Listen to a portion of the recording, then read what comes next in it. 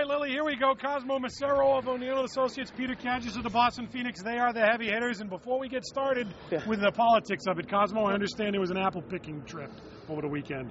Autumn in New England, VB. You got to love it. Apple Country, Stowe, Maynard. Had a nice family day out there, at least up to a point. Now, let me show. This is an apple cider donut, which is a very tasty little snack. Yeah. And like anything, if consumed in moderation, is relatively harmless. Except if a wasp burrows its way into this thing off the picnic table, and then you bite the donut. And that's what I did.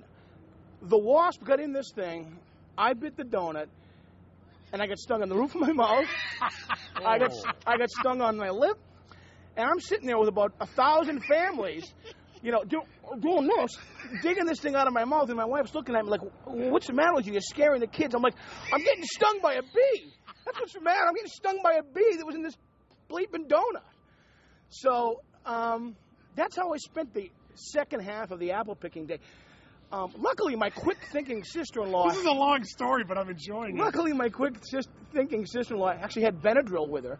I popped a couple of those, put some ice on it, did not go into anaphylactic shock, and I moved along. And by Sunday evening, things were okay. But for a while, I had a fat lip. And it was a cider honey donut. That's the way you Is that the donut in question? This is not. I brought this donut to sort of vex the demon wasp. Nicely and done. maybe we'll eat it step afterwards. on it later. We'll eat it afterwards. Yeah. All right, we got like a minute left, guys, after that Whoa, story. sorry. Let's start with this, Jon Lester. That was not a rally donut, Cosmo. No. Perhaps you should have washed that wasp down with a rally beer.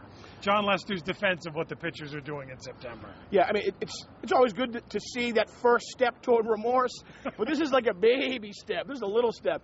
He acknowledges drinking. You got to assume it's more than the one rally beer in the ninth inning. What got me is that, number one, he said that the allegations are obscene. I wouldn't call it obscene that people are concerned about them drinking and playing video games. And getting fat. And he kind of threw a haymaker at Tito. He's basically saying, hey, you know what? He lost control of the clubhouse. Well, you know, Exhibit A, you're blaming him for losing control, and you're in there drinking and eating chicken, and not a great moment for an otherwise terrific pitcher and a guy with a remarkable story, but not his finest day. You'd have been better off blaming a wasp in his mouth. Peter, you ever have a rally beer? Well, I've got a somewhat equivalent story. It's many years ago, I had to meet an Englishman, an English writer, for an interview in Cambridge. After 4 or 5, maybe even 6 martinis, I forget, I decided, whoa, I got to get home. Well, when I got home, not surprisingly, my wife Takes a cab, by the way, because you don't drive. I took a cab. My wife didn't understand that I was really a superior human being because he switched to champagne and was moving the party up to his room. I thought I was the soul of moderation. She didn't quite see it that way. Funny, and Jon Lester's fans aren't seeing it quite that way. You just have no defense when alcohol is the issue. You just say, you know what, I was stupid, and move on. Well, Jon Lester will get a pass for this, will he not, Cosmo? Oh, ultimately. I mean, he takes the first step, but yeah, I think he'll get a pass. Quickly, I got a minute left. The occupiers down there today, Ben Bernanke's going to be right across the street from him.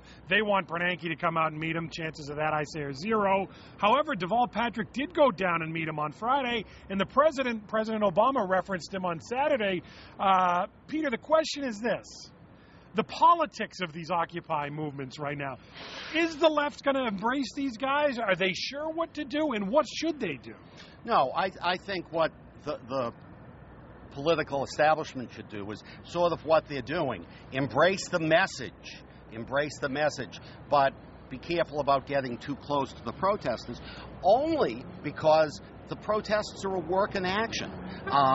I think there's much to embrace, but the protesters themselves, the occupiers themselves, are figuring out where they're going with this. And I think it is very much a work in action. I'm amazed they even recognize Ben Bernanke. You know, last week the CEO of Bank of America was in town, and the Occupy Boston guys were like, who? Didn't even show up. They blew that one off. So that was a good moment for them.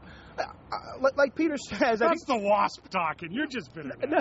Quickly. Yeah, like Peter says, I think there is something to embrace for the Democrats here. They just don't know what it is yet. Last question, Cosmo. What does wasp taste like? Pain.